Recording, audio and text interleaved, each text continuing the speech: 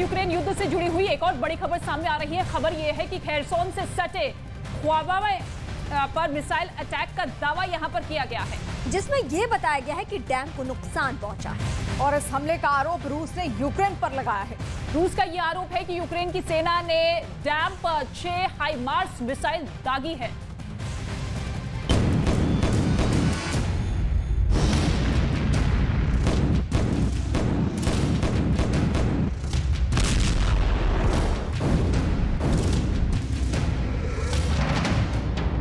क्या खेरसोन डूब जाएगा?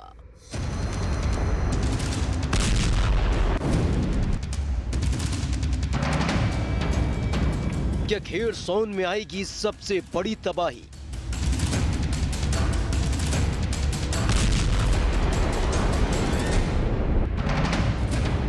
खेरसोन का खलनायक कौन?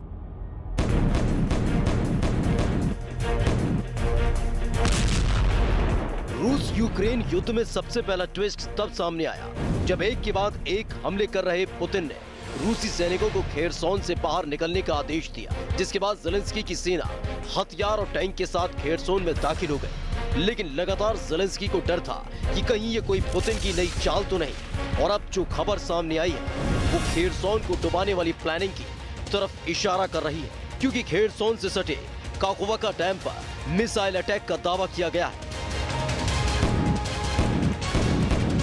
ये दावा रूस की तरफ से किया गया है कि काकोवा डैम पर यूक्रेन की सेना ने एक के बाद एक 6 हाइमर्स मिसाइल दागी। रूसी एजेंसी ने दावा किया कि सुबह 10 बजे 6 हाइमर्स रॉकेट से डैम पर हमला किया गया, जिसमें से 5 मिसाइल को रूस की सेना ने ध्वस्त कर दिया, लेकिन एक हाइमर्स मिसाइल डैम से टकरा गई, जिससे काकोवा डैम क्षतिग्रस्त हो गया।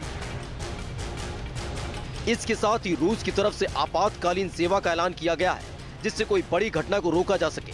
तो वही यूक्रेन ने भी इस आरोप पर पलटवार किया और बताया कि युद्ध की शुरुआत से ही इस डैम पर रूस के हमले को लेकर वो दुनिया को अलर्ट कर चुका था, और जब खेरसोन से रूस की सेना की वापसी हो रही है तो फिर क्यों यूक्रेन इस तरह के कदम उठाएगा।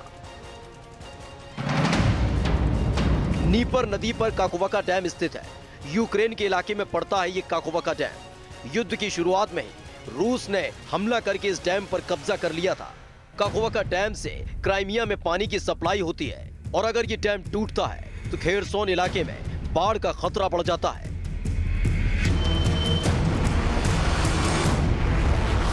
जैसे ही रूस ने डैम पर यूक्रेन के अटैक का जिक्र किया, हर कोई परेशानी में आ गया था। लेकिन फिर रूस की तरफ से एक बयान जारी कर बताया गया कि सब ठीक ठाक है, डैम को ज्यादा नुकसान नहीं पहुंचा है।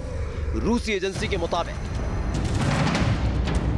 सब कुछ नियंत्रण में है। हवाई हमले को नाकाम कर दिया गया था, फिर भी एक मिसाइल डैम से टकराई, लेकिन डैम को ज्यादा नुकसान नहीं पहुंचा है। इस बयान के सामने आने के बाद पुतिन के इरादों पर सवाल उठने लगा है कि आखिर पुतिन की मंशा क्या है। क्या वो डैम का डर दिखाकर यूक्रेन पर नया दबाव बनाना चाहते हैं? क्योंकि अगर काकोवा डैम की बात की जाए तो ये हाइड्रो इलेक्ट्रिक डैम है, और इस डैम के ध्वस्त होने से खेरसोन अंधेरे में डूब सकता है, और इसका असर भी दिखने लगा है। दावा किया जा रहा है कि खेरसोन के कई इलाके अंधेरे में डूब चुके हैं, तो वहीं खेरसोन में पानी की किल्लत भी होने लगी है।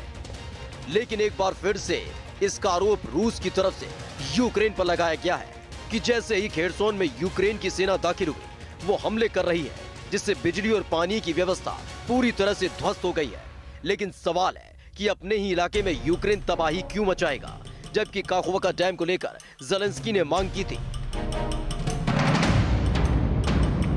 कि काकोवा डैम को रूस नुकसान पहुंचा सकता है, डैम को रूस की सेना बम से उड़ा सकती है, डैम पर अंतर्राष्ट्रीय मिशन की तैनाती की जाए। इसके साथ ही कहा था खेरसोन और क्राइमिया में तबाही आ सकती है। यानी जिस बात का डर ज़ेलेंस्की को पहले से था, वैसा अब होने लगा है। डैम पर हमले वाली साजिश रचकर खेरसोन में तबाही की स्क्रिप्ट कौन लिखना चाहता है? किसकी आंखों में काकोवा डैम खटक रहा है, और आखिर खेरसोन का खलनायक कौन है?